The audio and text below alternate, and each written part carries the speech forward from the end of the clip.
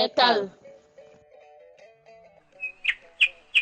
ah benn bant ngi nii wa bant moom amatul fenn.